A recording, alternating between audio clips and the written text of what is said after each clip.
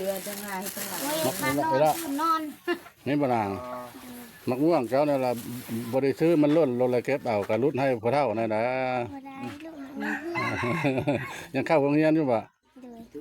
อยู่ห้องใดแล้วห้องป .4 เรียนเก่งได้ถือว่าเรียนเก่ง สำนี้ป .4 ก็ถือว่าเก่งแล้วเอากันซะละพ่อเฒ่าสิซื้อซอยเด้อ บ่มีแต่กันใช้กระโดดอีก คนร้ายคนนี้นั่นสละเฮา เอาสอง ถือว่าเจ้าเรา สองหน่อยเบิ่งเงินก็บ่เด้อพ่อเฒ่ามีเงินก็เบิ่งเงินก็เด้อ มายังไงจะเห็นเนาะน้อยเท่าไร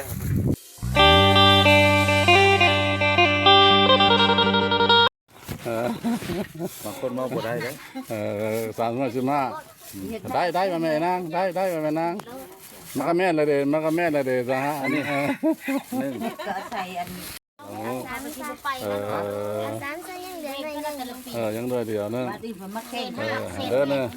เด้อเนี่ยผู้เฒ่าเอา2หน่วยเด้อเนี่ยเด้อเนี่ยเนี่ยเด้อเนี่ย2หน่วยเราเป็นเงินละ10,000เด้อ ใส่หมดเลยไผ่ผ้า อันนี้ละผู้เฒ่าเอาให้ซื้อเด้อผู้เฒ่าบ่ได้เอาอย่างน้ำผู้เฒ่าให้ซื้อไปโรงเรียนเด้อซื้อกระต้มขนมกินนี่ละเด้อ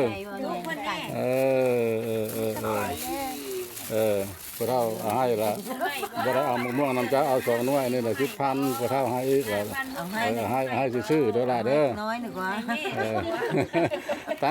ตั้งใจเรียนเก่งๆเด้อล่ะเด้อ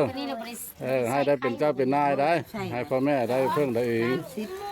ซ้ำนี้ยังพอซื้อก็ถือว่าเก่งเติบแล้วนางเลยไปเป็นคนโลแบบนี้พ่ออยู่ก่อน เดี๋ยวเหยื่อนี่ฮะเหยื่อฮะ ปลาเป๋เงินหลายได้ในปลาเป๋นี่เลยพอใบ1,000 บาทก็มีโอ้ยเงิน1,000 บาทก็มีปลาเป๋เนี่ยนะเงิน2,000 บาทนึง FC ภาคมาให้บ่ FC ภาคมาให้อันนี้มาพอดีเป็น45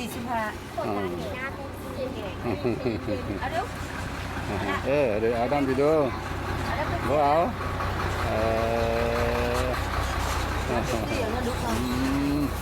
เนี่ยใส่คุกนี่สาวงามนี่ เอาละแม่เป็นที่ก็ให้เลยทุกนึง ผู้ชายแล้วลูกติดเนาะผู้ชายลูกติดเนาะ โอ้น้องมัน น้องบ่ของเฮียนละนางเข้าของเฮียนอยู่บ่หรือออกแล้ว อันนี้40 ฮะ 25หน้ามึงเนาะเข้ากองมนุษย์ติดต่อคือว่าต่างประเทศให้นี่นะคนล่อๆสวยๆแล้วยังละอายหน้าเนี่ย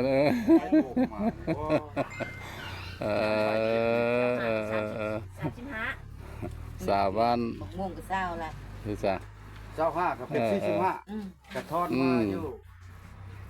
มาเด้อมาอุ่นหนูเด้อเจ๊อดกับเจ๊เต้งได้เจ้าของเจ้าไปสนใจทักมาเด้อเสื้อแดงเด้อเสื้อแดงเสื้อขาวแขนยาวนี่ซอฟไฟคอมเมนต์มาเด้อคอมเมนต์มาผู้ที่3แล้วถือกรุ๊ปนี่ละกับเสื้อแดงคือการแขนสั้นซอฟไฟแล้วคอมเมนต์มาเด้อสิติดต่อให้ทั้งพี่เราพร้อมแล้ว